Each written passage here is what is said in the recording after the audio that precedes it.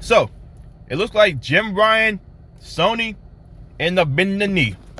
So, we all know about this, that the FTC ended up failing PlayStation, right?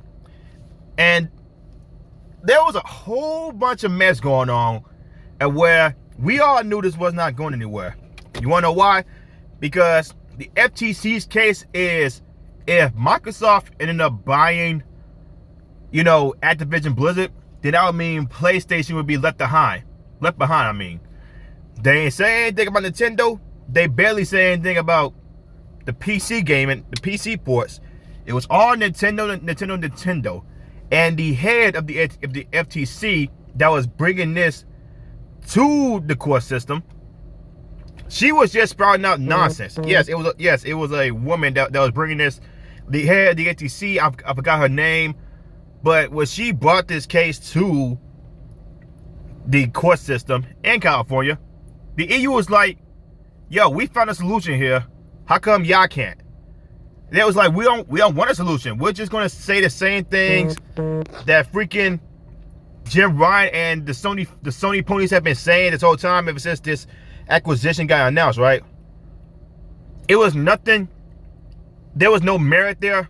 There was no basics there. It was just the plain old same old. Xbox, Microsoft should not buy this. But if Sony went and buy this, it would be okay. So now it's verified right now that Microsoft is going to buy Activision Blizzard. And now this whole ordeal where they was just wasting taxpayer money, because that's really what they was doing. They was just wasting taxpayer money.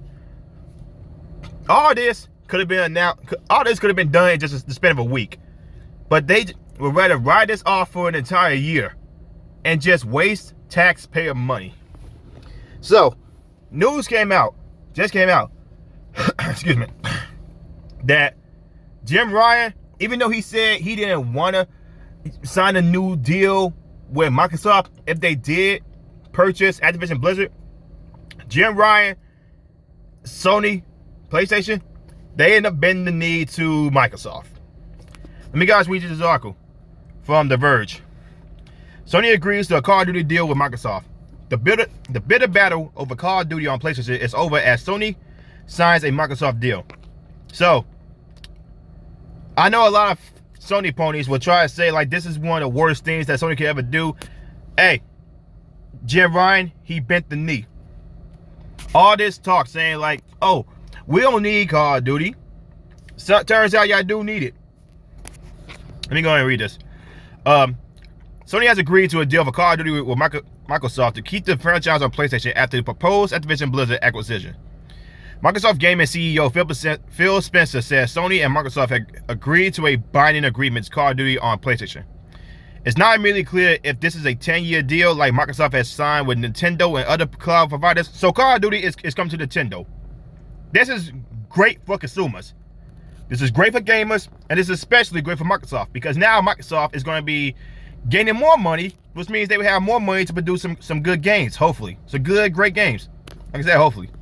There is a bit of battle between companies that has been waged both privately and publicly over the past year after Microsoft announced its proposed acquisition of Activision Blizzard in January 2022. Phil Spencer's Twitter account. We are pleased to announce that Microsoft and PlayStation have signed a binding agreement to Call of Duty on PlayStation following the acquisition of Activision Blizzard. We look forward to a future where players globally have more choice to play their favorite games. From day one, the acquisition, you've been committed to addressing the concerns of regulators, platform and game developers and consumers. Even after we cross the finish line for this deal's approval, we will remain focused on ensuring that Call of Duty remains available on PlayStation, which I'm probably sure it says. The deal could be a similar 10-year agreement between Microsoft and Nintendo, as well as the various deals Microsoft has struck with cloud gaming platforms to bring Call of Duty to rival services. But Microsoft is accommodating on the terms of the deal right now. Sony had resisted signing a Call of Duty deal with Microsoft after the company first offered a 10-year contract. Okay, first of all, they offered them a 1-year contract. Then they offered them 2. Then they offered them a 5-year contract. Back even Jim Ryan said, yo, we don't want this. I just want to block your merger. That's literally what Jim Ryan said. But now, since it's verified now, it's basically in game right now. Jim Ryan, Sony, PlayStation it's gonna end up paying Microsoft in order to get Call of Duty. So the Sony ponies, I know they are raised about this, but they're gonna be paying the guys over there at Microsoft. They hate that idea. I don't know why. This whole console war thing is full-blown cancer, man.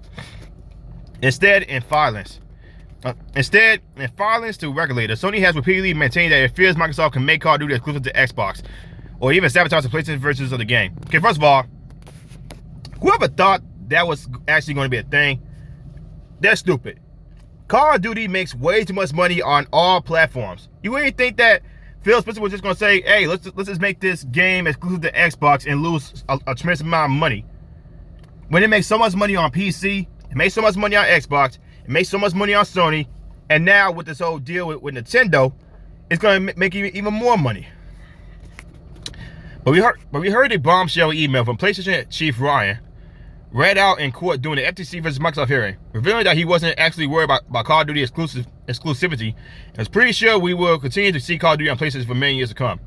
Microsoft lawyers argue Ryan didn't intentionally have concerns about the deal and has spoken to Xbox chief Phil Spencer to seek assurances about Call of Duty in January 22. The deal comes after months of discussion and counter-offers over the past 18 months between Microsoft and Sony over the future of Activision content on PlayStation.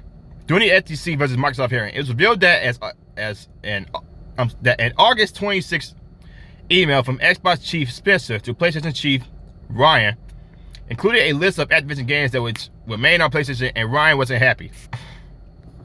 It was not a meaningful list. The list presented a particular selection of older titles that would remain on PlayStation. For example, Overwatch is on there, but Overwatch 2 is not on there, the current version of the game. The email clearly led to a breakdown of communications between Spencer and Ryan. So this whole ideal that a lot of Sony ponies was announcing that Xbox was going to kill or badly damage PlayStation, it was all just freaking scapegoating, and it was all just coping, and it was all pandering, because this would make Microsoft look bad. Why would Microsoft purposely make a bad game so that they would lose money? Like, it literally makes no sense, guys. It makes no sense. Come on, man. Some of us people on this platform, YouTube, Rumble, honestly, doesn't matter. We all knew that this deal, if the deal went through, they was going to keep Call of Duty on PlayStation. It was just all up to Jim Ryan and Sony if they want to make a deal with them or not. Now, I don't know if it's a 10-year deal. Probably is, like they did with Nintendo. But they are keeping their word that Call of Duty will be coming to all these platforms, because they are giving the Call of Duty to Nintendo. They are keeping it on PC, Steam. Now it's going to stay on Sony. So all these people that was coping about this whole deal, saying like Microsoft was going to kill Sony PlayStation, they were just talking out their asses. For real. They were just talking out their asses, guys. That's all it was. There's no need to fear this, man. These guys were just coping this whole time. They were just scapegoating. They were just trying to protect the company that they love, a company that doesn't pay them, a company that always increases their prices. But when Xbox has a platform that can make games cheaper, like the Xbox Game Pass, the Ultimate Game Pass, you can pay $10 a month for over 500 plus games, and even new releases to play day one. Apparently that's a bad thing, to play games for cheap. Why is that a bad thing? You gotta ask the Sony ponies. But guys, that's all I got for this video, man. If you guys like the video, like, comment, subscribe, share the video. I'll see you on the next one. Peace.